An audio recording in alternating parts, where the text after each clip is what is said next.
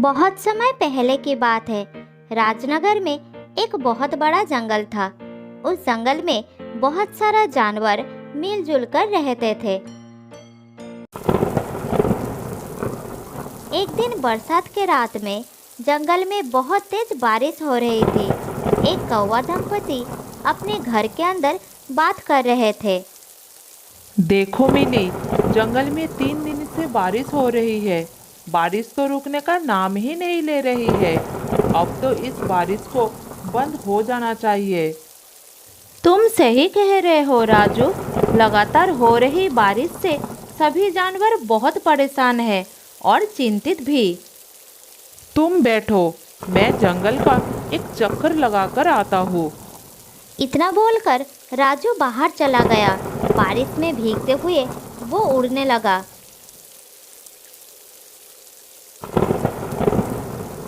थोड़ी दूर जाने के बाद वो एक पेड़ के डाल पर बैठ गया। तभी उसका नजर एक हिरनी के बच्चे पर पड़ा, जो बारिश में भीगता हुआ कांप रहा था। अरे, ये हिरनी का बच्चा तो ठंड में कांप रहा है। लगता है ये अपने घर का रास्ता भूल गया है। मुझे इस बच्चे का मदद करना होगा। राजू ने इतना कहा ही था, तभी उसका नजर थोड़ी दूर खड़े हुए एक पेड़ के नीचे एक तेंदुए पर पड़ा। उसे देखकर राजू सोचने लगा, अरे, ये तेंदुआ तो इस जंगल का नहीं लगता। ये तो किसी दूसरे जंगल का लगता है। मुझे मालूम करना होगा क्या बात है। इतना बोलकर राजू तेंदुए के पास गया और बोला, कौन हो तुम? मैं तो इस जंगल के सभी प्राणियों को जानता हूँ। तुम तो इस जंगल के नहीं लगते। कहाँ से आए हो तुम? तुम सही कह रहे हो, मैं इस जंगल का नहीं हूँ। मैं इस जंगल से गुजर रहा था कि तभी बारिश शुरू हो गई। बारिश से बचने के लिए मैं इस जंगल में रुक गया। जब बारिश बंद हो जाएगी तब मैं चला जाऊंगा। फिर राजू हिरनी के बच्चे के पास गया और बोला,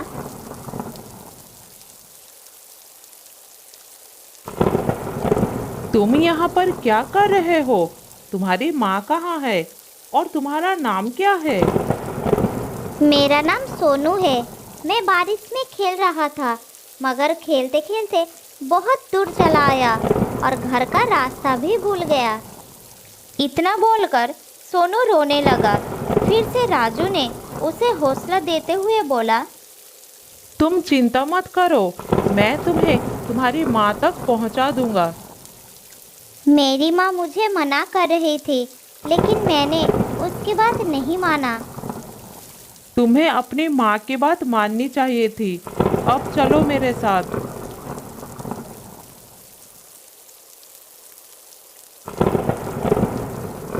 राजू सोनू को लेकर कुछ ही दूर चला था कि तभी सोनू की माँ उसे ढूंढते हुए वहाँ पर आ गए और उसे गुस्सा होकर बोली, तुम कहाँ चले गए थे सोनू?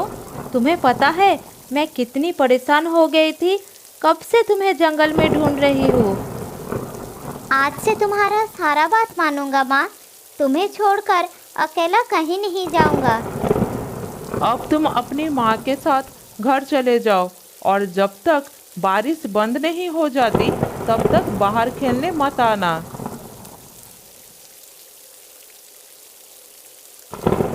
सोनू अपनी माँ के साथ चला गया और राजू अपने घर में जाकर मिली को सारी घटना बताने लगे। राजू की बात सुनकर मिली गहरी सोच में डूब गई। अरे मिली, क्या हो गया तुम्हें? तुम इतनी परेशान क्यों हो गई? मैं सोच रही थी कि वो तेंदुआ उस मासूम बच्चे को नुकसान पहुंचाने के बारे में तो नहीं सोच रहा था ना। अरे नहीं मिली, वो तेंदुआ खुद डर के मारे पेड़ के नीचे बैठा था। मुझे लगता है वो उसे नहीं देखा। बारिश बंद होने के बाद वो चला जाएगा।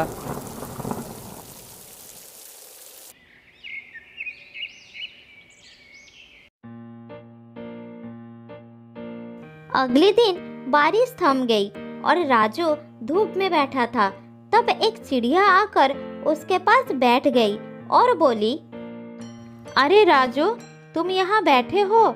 उधर बेचारी हिरनी की रो रो कर बुरा हाल है। ठीक है, लेकिन कौन सी हिरनी और क्यों रो रही है वो? मुझे क्या पता, बेचारी अपने बच्चे को ढूंढती फिर रही है। उसका कहना है कि उसका बच्चा कल रात से लापता है। चलो मेरे साथ। राजू उसके साथ तुरंत वहां पर चले गए। वहां पर जाकर उसने देखा कि वो हिरनी सोनू की माँ थी। फिर राजू उससे बोला, क्या बात है, तुम रो क्यों रही हो? कल रात मैं सोनू को लेकर घर पर गई थी। सुबह जब मेरी आँख खुली तो वो गायब था। मैंने पूरा जंगल छान मारा मगर वो कहीं नहीं मिला। तुम घबराओ मत, मैं अभी उसे तलाश करता हूँ। फिर राजू सोनू को ढूंढने निकल पड़ा। कुछ दूर जाने के बाद एक पेड़ के नीचे वही तेंदुआ नजर आया जो बड़ी आराम से बैठा था। राजू उसके पास जाकर बोला, तेंदुआ भाई, तुमने एक हिरनी के बच्चे को कहीं पर देखा है?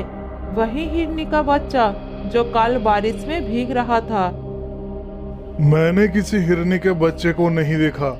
मैं तो कब से यहाँ पर बैठा हूँ। ठीक है, लेकिन कल तो तुम कह रहे थे कि बारिश रुकने के बाद चले जाओगे। हाँ, चला जाऊंगा। और तुम तो ऐसे बोल रहे हो जैसे तुम इस जंगल की राजा हो और यहाँ पर तुम्हारा ही शासन चलता है। अरे भाई, मेरी जब मर्जी होगी तब मैं चला जाऊंगा। अब तुम अपना काम करो। तेंदुए की बात सुनकर राजू मन ही मन बोला, मुझे तो इस तेंदुए पर शक हो रहा है। मुझे जंगल के राजा शेर को इसकी शिकायत करनी होगी।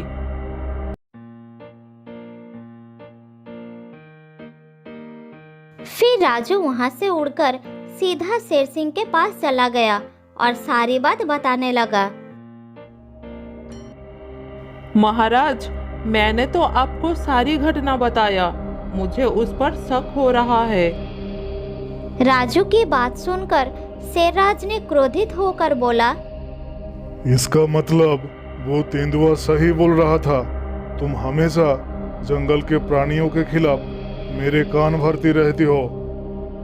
ये आपको क्या हो गया महाराज?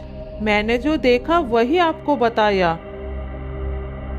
तभी राजू ने देखा कि तेंदुआ सोनू को साथ लेकर गुफा के अंदर आया। राजू आश्चर्यचकित होकर इस दृश्य को देखने लगा। महाराज, जब मुझे पता चला कि ये हिरनी का बच्चा गायब हो गया तो मैं उसकी तलाश के लिए जंगल में चला गया। लेकिन मुझे पता था कि ये कौवा मेरे खिलाफ आपको ज़रूर बताएगा, इसलिए मैंने आपको पहले ही सब कुछ बता दिया था। महाराज, इस कौवे के कारण ही दूसरे जंगल का कोई भी प्राणी आपके जंगल में नहीं आते। कौवा, तुम तो कह रहे थे कि ये तेंदुआ हिरनी के बच्चे को मार डाला, मगर तेंदुए ने तो इसे सही सलामत ढूंढ कर लाया। तुम्हें अब सजा मिलेगी। इतना बोलकर शेरराज ने राजू को एक पिंजरे में बंद कर दिया और तेंदुए की ओर देखकर बोला, तुम्हारी जब तक मर्जी हो तुम यहाँ पर रह सकते हो। तुम्हें कोई परेशान नहीं करेगा।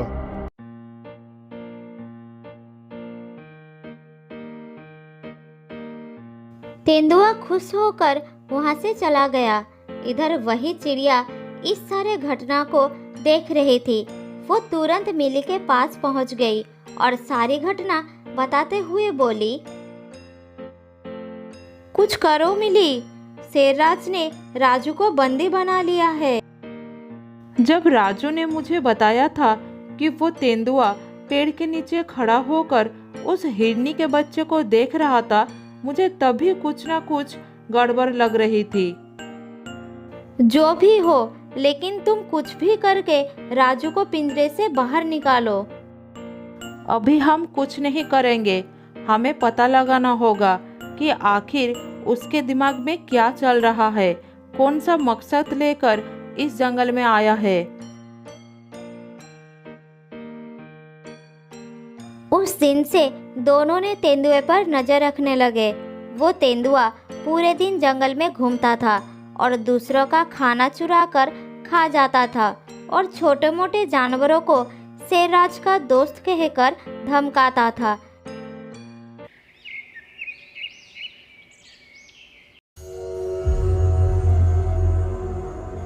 एक दिन तेंदुआ घूमते घूमते सोनू के घर के पास पहुंच गया। तब सोनू घर के बाहर खेल रहा था। तेंदुआ उसे लालच भरी नजरों से देखने लगा, लेकिन वो नहीं जानता था कि मिली उस पर नजर रख रही है। तब मिली ने चिड़िया को बोली, तुम जल्दी महाराज के पास जाओ और उन्हें बुला कर लाओ। लेकिन शेर महाराज क्या मेरी बात मानेंगे? क्या वो मेरी बात सुनेंगे? तुम कैसे भी करके महाराज को यहाँ लाओ, मुझे इसके इरादे सही नहीं लग रही है। फिर चिड़िया ने उड़ते हुई महाराज के पास पहुंच गई और बोली, महाराज बहुत बड़ा मुसीबत आने वाला है, आपको अभी मेरे साथ चलना होगा। हाँ, वो तो ठीक है, लेकिन तुम मुझे कहाँ ले जाना चाहती हो? आप मेरे साथ चलिए और अपने आँखों से देखिए मैं आपको क्या दिखाना चाहती हूँ। फिर शेरराज ने चिड़िया के साथ उस जगह पर पहुँच गए और मिली शेरराज के पास आकर बोली, महाराज आप उस झाड़ियों के पीछे छुप जाइए और स्वयं अपनी आंखों से देख लीजिए। मिली की बात सुनकर शेरराज एक झाड़ियों के पीछे छुप गया। उधर तेंदुआ झाड़ियों से निकलकर सोनू के पास जाकर बोला, आज तुम्हारा ताजा ताजा मांस खाने का मन कर रहा है मुझे। ये क्या कह रहे हैं आप? पिछली बार जब मैं खो गया था तब आप ही मुझे महाराज के पास ले गए थे और मेरी माँ के पास छोड़कर गए थे। मूर्ख हिरनी के बच्चे, वो तो मेरी एक चाल थी। मैं जानता था कि इस जंगल में राजू का वह सबसे तेज दिमाग की है, इसलिए मैंने उसे फंसाया और अंदर करवा दिया।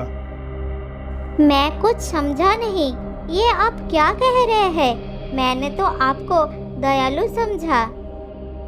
जब तू सो रहा था ना, मैं चुपके से तुझे मुंह में दबाकर जंगल के दूसरे हिस्से में छोड़ आया था और खुद ही तुझे जगाकर महाराज के पास छोड़ आया और मूर्ख शेरराज ने राजू कावे को ही दोषी मान लिया।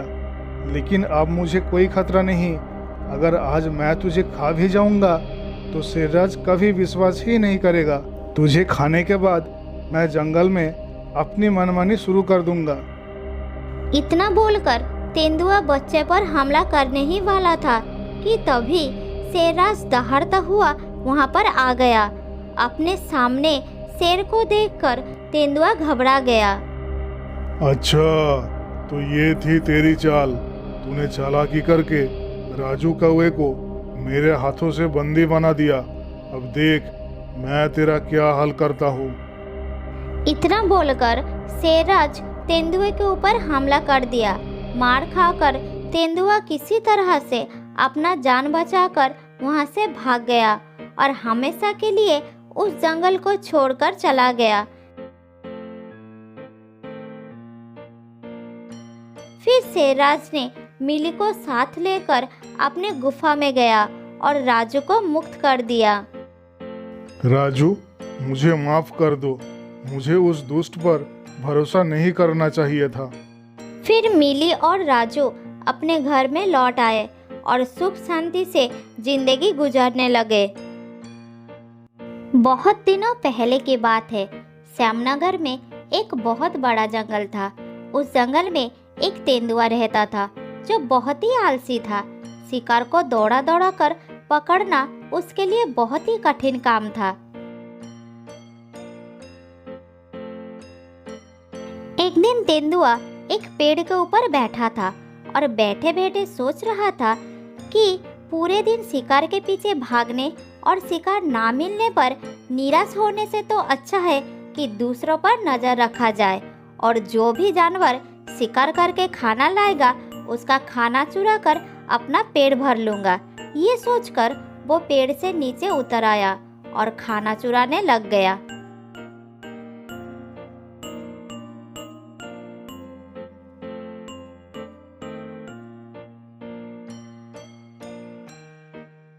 पहले तो वो जंगल के जानवरों का खाना चुराता था, अब वो जानवरों का ही नहीं बल्कि पेड़ पर चढ़कर पक्षियों का भी शिकार चुरा लेता था।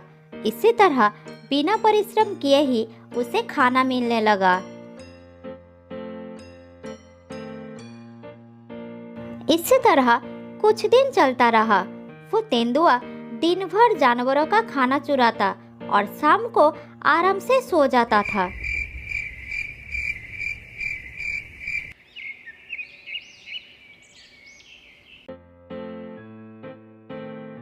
धीरे धीरे तेंदुए के इस चोरी से पूरा जंगल परेशान हो गया था। एक दिन कुछ जानवरों ने मिलकर शेर राजा के पास गए तेंदुए के खिलाफ शिकायत करने के लिए। महाराज, उस तेंदुए ने तो हमारे नाक में दम करके रखा है। हम पूरे दिन कड़ी मेहनत करके शिकार करते हैं और उस शिकार को अपने घर में छिपा कर रखते हैं, लेकिन वो तेंदुआ चोरी छुपे आकर हमारा शिकार चुरा कर खा जाता है। ऐसे तो हम बिना खाए ही मर जाएंगे। महाराज, आप कुछ कीजिए। हाँ महाराज, सियार सही कह रहा है। ज्यादातर दिन हमें ऐसे ही बिना खाए सोना पड़ता है। क्या उस तेंदुए का इतना बड़ा दुस्साहस? अभी उसे मेरे सामने लाओ।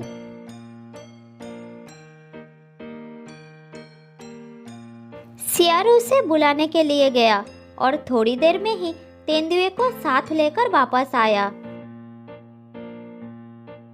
महाराज, आपने मुझे बुलाया? क्या बात है महाराज? हाँ, मैंने तुम्हें बुलाया। काफी दिनों से तुम्हारे खिलाफ शिकायतें आ रही थी। शिकायतें हद से ज्यादा बढ़ गई तो मुझे तुम्हें बुलाना पड़ा। सियार, बताओ तुम्हारा क्या कहना है? और तुम तेंदुए, कान खुलकर सुनो उसकी बात। महाराज, हम पूरे दिन कड़ी मेहनत करके जो शिकार लाते हैं वो सारा ये चुरा कर ले जाता है और खा जाता है, फिर हमें भूखा रहना पड़ता है। ये तो झूठ बोल रहा है महाराज। मैंने ऐसा कोई काम नहीं किया। मैं खुद मेहनत करके शिकार करता हूँ महाराज। तब पेड़ के ऊपर से कौवा बोलता है, नहीं महाराज, सियार सही कह रहा है। झूठ ये तेंदुआ बोल रहा है। ये बदमाश पेड़ पर चढ़कर पक्षियों का भी शिकार चुरा लेता है। हाँ महाराज, इसकी वजह से हमें कई दिनों तक भूखा रहना पड़ता है। मुझे कुछ समझ में नहीं आ रहा है महाराज कि ये सब मेरे खिलाफ झूठ क्यों बोल रहा है। झूठ ये लोग नहीं, तुम बोल रहे हो। मैं भी तुम्हें आज तक शिकार करते हुए नहीं देखा, लेकिन पेट भर भर के खाते जरूर देखा है। तुम्हारे इस गुनाह के लिए तुम्हें अभी के अभी इस जंगल को छोड़कर चले जाना होगा। तुम अभी इस जंगल को छोड़कर चले जाओ, वरना हमें तुम्हारा शिकार करना पड़ेगा। निकल जाओ इस जंगल से।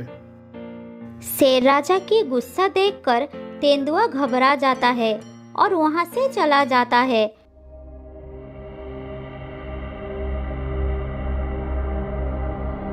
उसे जंगल छोड़कर जाते देखकर सारे जानवर राहत की सांस लेते हैं कि अब से उन्हें उनका शिकार भरपेट खाने को मिलेगा। इधर अंदर ही अंदर जंगल के जानवरों के प्रति गुस्सा लेकर तेंदुआ जंगल को छोड़कर चला जाता है। जंगल छोड़कर थोड़ी दूर जाने के बाद उसे एक जगह पर एक बंदर दिखाई देता है जो जादू कर रहा है। उसे देखकर तेंदुआ एक पेड़ के पीछे छुप जाता है। इधर देखो खरगोश, मैं तुम्हारे हाथ से फल गायब कर दूंगा। द्राम द्रुम फटास छू। हिरन भाई, खरगोश का फल दे दो। अरे ये क्या, मेरे पास कोई फल नहीं है। तुम ये सब बेकार की बातें करना बंद करो। तुम खड़ा हो जाओ हिरन भाई, फल तुम्हारे नीचे है। हिरन खड़ा हो जाता है और सचमुच हिरन के नीचे से फल निकलता है। ये सब देखकर तेंदुआ सोचता है, अगर ये जादू मेरे हाथ आ जाए तो मैं बैठे बैठे भर पेट खा सकता हूँ और उस जानवरों से बदला भी ले सकता हूँ। ये सोच वो बंदर के पास गया और उसे पकड़ लिया।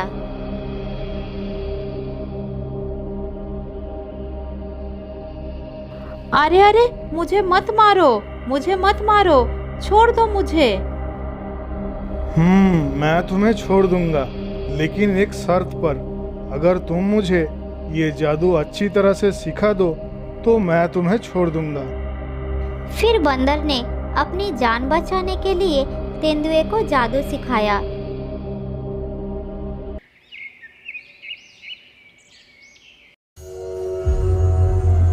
कुछ दिनों तक जादू सीखने के बाद तेंदुआ वापस अपनी जंगल के तरफ चला गया। जंगल में प्रवेश करते ही सबसे पहले उसने सियार को देखा, जो झाड़ियों के पीछे एक शिकार को पकड़कर खा रहा था। उसे देखकर तेंदुआ एक बड़ा सा पेड़ के पीछे छुप गया। अच्छा, ये है वो सियार जिसने शेर राजा से मेरी शिकायत किया था। अब मैं तेरा शिकार खा जाता हूँ, तू भूखा ही रहेगा। ये देख मेरा कमाल। ड्रम द्रुम फटास छू। अरे ये क्या, मेरे पंजे से मेरा शिकार कहाँ गया? अभी तो मेरे सामने ही था। द्रम द्रुम फटास छू। कौवे के सामने से उसका भी खाना गायब हो जाए। अरे मेरे फल कहाँ गया? अभी तो मेरे सामने ही था। द्रम द्रुम फटास छू। लकड़बग्घे के सामने से उसका खाना गायब हो जाए। अरे मेरा खाना कहाँ गया? अभी तो मेरे सामने ही था। फिर सारे जानवर एक जगह इकट्ठा होते हैं और इस विषय पर चर्चा करने लगे। मेरे घोंसले में एक फल था, अचानक वो मेरे सामने से गायब हो गया। मैं अपना शिकार खाने ही वाला था, तभी मेरा शिकार गायब हो गया। मैं कुछ समझ नहीं पाया, ये सब कैसे हुआ? मेरा शिकार भी अचानक गायब हो गया, लेकिन ये सब कैसे हो सकता है? ये सब इस बड़े से पेड़ के नीचे हुआ है। मुझे लगता है इस पेड़ पर कोई भूखा भूत रहता है। ये लोग मुझे भूत समझकर डर रहे हैं। अगर मैं सचमुच भूत का नाटक करूं, तो ये लोग डर के मारे मेरे लिए कुछ भी कर सकते हैं। मुझे इन सब को और भी डराना होगा। हाँ, मैं भूखा भूत हूँ।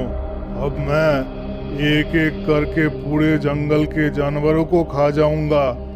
अगर तुम लोग नहीं चाहते कि ऐसा कुछ हो, तो रोज शाम को सूरज ढलते ही मेरे लिए भरपूर खाना लाकर इस पेड़ के नीचे छोड़कर चले जाना, वरना तुम और तुम्हारे जंगल के जानवरों को मैं एक एक करके खा जाऊंगा।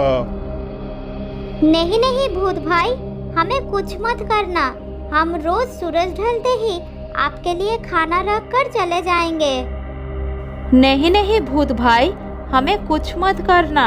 आपने जैसा कहा हम ऐसे ही करेंगे। रोज सूरज ढलते ही आपके लिए इस पेड़ के नीचे खाना रख देंगे। हाँ हाँ भूत भाई, रोज आपके लिए खाना रख देंगे। आप सिर्फ हमें कुछ मत करना। तो जाओ, आज ही सूरज ढलते ही खाना रख देना, वरना तुम जानते हो मैं क्या करूँगा। और सुनो, खाना रखने के बाद बिल्कुल पीछे मुड़कर मत दिखना, नहीं तो गायब हो जाओगे।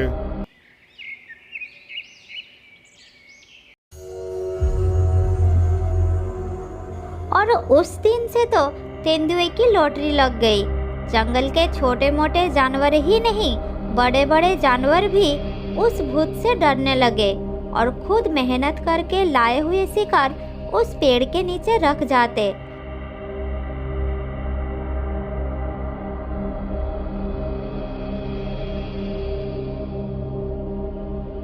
उसके जाते ही पेड़ के ऊपर से उतरकर तेंदुआ सारा खाना लेकर पेड़ के ऊपर चढ़ जाता था। फिर खाना खाकर आराम से सो जाता था और सुबह होने से पहले ही चुपचाप पेड़ से उतरकर चला जाता था। ऐसे ही कुछ दिन गुजर गए। इधर सारा जानवर अपना लाया हुआ शिकार पेड़ के भूत को खिला खिला कर थक गए और सबने मिलकर शेर राजा के पास गए इस समस्या का हल करने के लिए। महाराज, उस तेंदुए से तो जैसे तैसे हमें छुटकारा मिला था, अब उसकी तरह इस जंगल में एक भूखा भूत आ गया है। हमारा सारा खाना उसे देना पड़ रहा है। हाँ महाराज, उसे अपना सारा खाना देना पड़ता है, इसलिए हमें कभी कभी भूखा ही रहना पड़ता है। हाँ महाराज, ये दोनों बिल्कुल ठीक कह रहे हैं। हमें उस भूत से छुटकारा दिलाइए, नहीं तो हम भूख से मर जाएंगे। ठीक है, जैसे ही भूत तुम लोगों का दिया हुआ खाना लेकर पेड़ पर चढ़ जाएगा, तभी हम पेड़ सहित उसे जला देंगे। तुम सब आसपास ही आग लेकर तैयार रहना, मैं भी तुम सबके साथ रहूंगा। हाँ महाराज, ये योजना बहुत अच्छा है। हम सब झाड़ियों के पीछे आग लेकर तैयार रहेंगे। आज ही उस भूत का खेल खत्म हो जाएगा। योजना के अनुसार उस दिन शेर खाना लेकर गया और उस पेड़ के नीचे रखकर झाड़ियों के पीछे छुप गया। थोड़ी देर चुपचाप रहने के बाद सबने देखा कि खाना गायब हो रहा है। तभी सबने झाड़ियों से निकलकर शेर राजा के साथ मिलकर उस पेड़ में आग लगा दिया। पेड़ तेजी से जलने लगा। इधर पेड़ के ऊपर खा पी कर आराम से सोया हुआ तेंदुआ घबरा गया और अपनी जान बचाने के लिए जैसे ही पेड़ से कूदकर नीचे आया, तभी सामने शेर महाराज और सभी को देखकर रुक गया। फिर शेरराज ने उसे मारने ही वाले थे, तब तेंदुए ने अपनी जान की भीख मांगी। मुझे माफ कर दीजिए महाराज, आज से मैं कभी भी ऐसा काम नहीं करूंगा।